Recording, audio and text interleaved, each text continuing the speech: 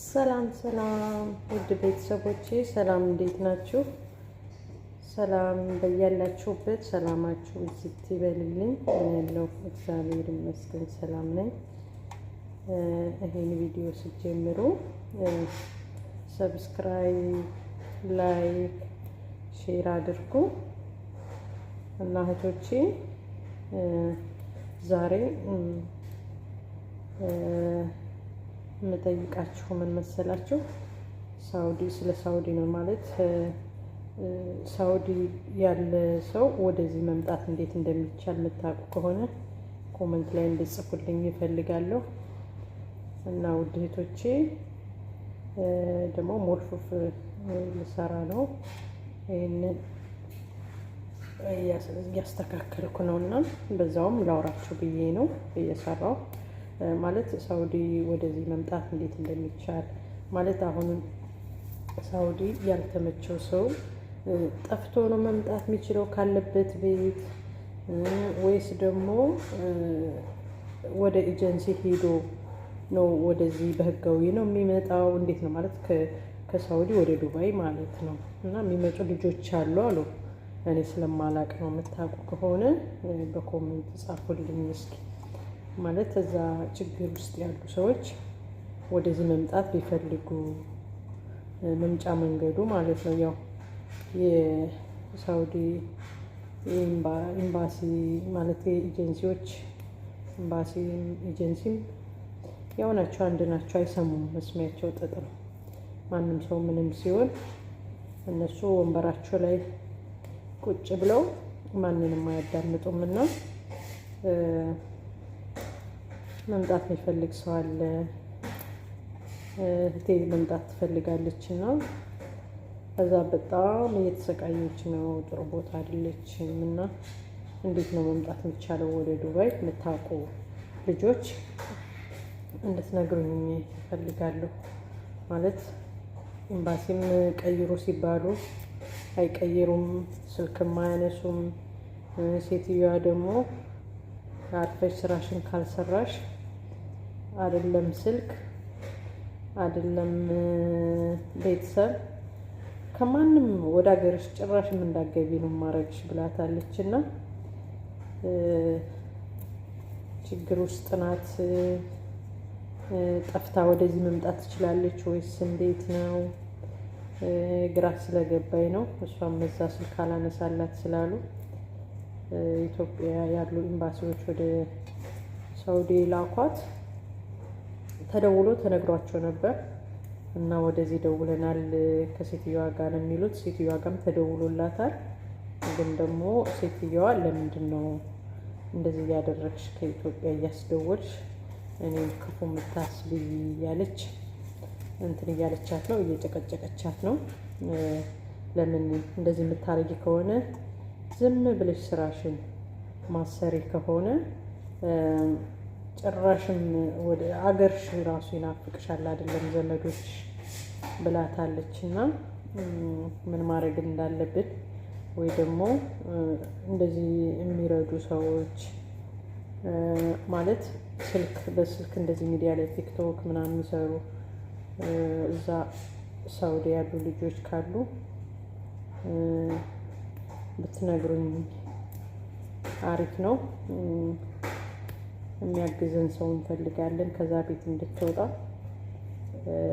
ሴትዮዋ ከእሷ ቤትም ከልጇ ቤትም ነው የምታሰራት፣ ከሁለት ቤት ነው የምታሰራት።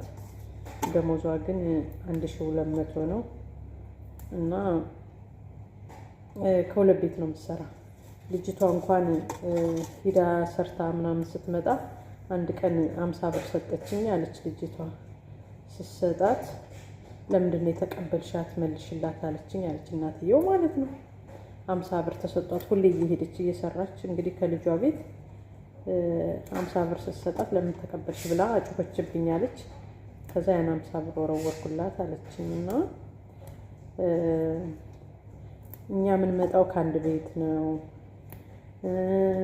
ልጅ እያላቸው ልጅ የለንም ይላሉ። ቤቱ ትልቅ ሆኖ ትንሽ ነው ብለው ነው የሚያመጡ።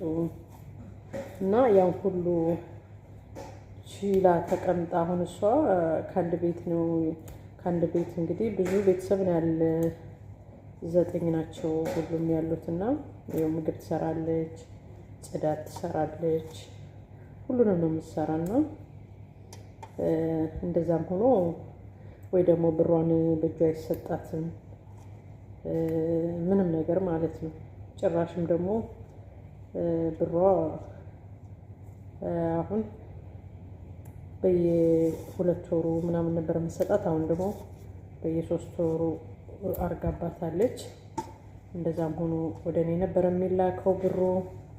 አሁን ደግሞ ሳውዲ ዱባይ ሲስተም ይሁን ምን ይሁን ተቋርጧል፣ አይመጣም ብር ወደዚህ እና ብሯን ራሱ አሁን እንዴት እንደምትሰጣት በእጇ ስለማትሰጣት በጣም ችግር ነው። እንኳን 3 ወር አልፎ 3 ወር ደርሶ ራሱ ብር ይላክልኝ ስትል ይቅርታ እህቶቼ ጉንፋን ይዘኛል ትንሽ እና ይላክልኝ ስትል ራሱ ማለት ነው የ2 ወር ነው የ3 ወር አይደለም ትላታለች። ሁላ ማርያምን የ3 ወሩን የ2 ወር ነው ብላ ስትላት እኔ ደግሞ ሁሌም ብላት በቃ የተላከበትን ሪሲት እንዳታጠፊ ቁጭ አድርጊ ነው ምላት። ማለት በኋላ ምስክር የሚሆን እሱ ነውና አታጥፊ ነው ምላት። እና እህቶቼ እስኪ የምታውቁት ሰው ካለ እስኪ እኔን እንትን በሉኝ፣ ማለት ኮመንት ላይ ጻፉልኝ። ልጅቷ የምትመጣበትን መንገድ ማመቻቸት እፈልጋለሁ እና እንድትመጣ እፈልጋለሁ ወደዚህ። ያው እኔ አሁን ግራ የገባኝ በህጋዊ ነው ወይስ ጠፍተው ነው የሚመጡ? ይሄን አላውቅም እንዴት እንደሆነ የማውቀው ሰው ስለሌለኝ እኔ አሁን የምጠይቀው ሰው የለኝም። እና የምታውቁት ሰው ካለ እስኪ ንገሩኝ ውድ እህቶቼ። እንደሷም ሌላ የሚሰቃዩ የሚቸገሩ ብዙ ሰዎች አሉ ሳውዲ። በተለይ አሁን ላይ የሚሞቱም በጣም ሞትም ያለ ሁሉም ነገር ያለ የሚያብዱት በቃ ብዙ ነገር የሚሆኑት የሚታመሙት እዛ ሀገር ነው እና የዛ ሀገር ሰዎች ጥሩ አይደሉም። እና ሁሉንም በያለበት እግዚአብሔር ይጠብቅልን፣ ሁላችንም ይጠብቀን። እና እህቶቼ እንድታግዙኝ እፈልጋለሁ። ልጅቷን ወደዚህ ማምጣት እፈልጋለሁ እንዳልኳችሁ። እና አንዳንድ ኤምባሲዎች ወንበራቸውን እያሞቁ መጀመሪያ እኛ ልንመጣ ስንል እንዴት እንደሚሆኑ በቃ እዛም ደላላዎች ጠብር ገፍ ብለው በቃ በዚህ ሁኜ እንዲሁኝ እንዲናረጋለን እንዲህ ነው ብለው ነው የሚያመጡትና ከዚህ ሲመጣ ደግሞ የሚወራውና የሚታየው ነገር በጣም ሰማይና የመሬት ነውና እግዚአብሔር እንዲጠብቃት እግዚአብሔር ከዚህ ፈተና እንድትወጣ ጸሎት አድርጉላት ለእህቴ። የምሬን በቃ በጣም ግራ ተጋብተናል። እሷም በቃ ምን ላድርግ እያለች እዛ በጣም እንትን እያለች ነው እና ችግር ውስጥ ናት። አስቸጋሪ ነው ያለችበት ሁኔታ። እንግዲህ እስቲ እግዚአብሔር ይርዳን። የምታውቁ እንዳልኳችሁ ንገሩኝ እስኪ። ከዚህም ሰው እየጠየቅኩ ነው። እዚህ ማውቃቸው ልጆች አሉ ውጭ እየጠየቅኩ ነበር። እስቲ እንጠይቅ እኛም አናውቅም ምናምን ብለውኛል። እንግዲህ እንዴት እንደማደርግ አላውቅም። እግዚአብሔር ይሁነኝ፣ እሷንም እግዚአብሔር ይጠብቃት ባለችበት። እና ውድ እህቶቼ